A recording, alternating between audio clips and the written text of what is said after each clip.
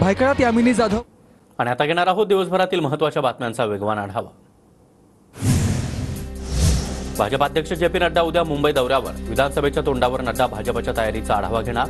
उद्या फडणवीसांच्या साखर बंगल्यावर महत्त्वाची बैठक. पितृपक्षानंतर भाजपच्या उमेदवारांची पहिली यादी जाहीर होण्याची शक्यता.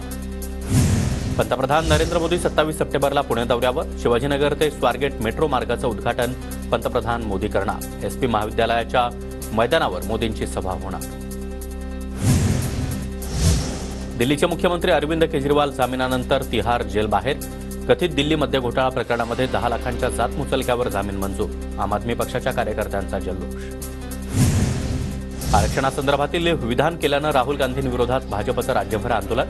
भाजपच्या आंदोलनाला काँग्रेसनं देखील आंदोलनानेच प्रत्युत्तर दिलं. साताऱ्यामध्ये शिवेंद्रराजे भोसले यांनी उदयनराजेंच्या घरी बाप्पाचं दर्शन घेतलं. दर्शनानंतर उदयनराजे यांच्याकडून शिवेंद्रराजेंच्या गाडीचं सारथ्य.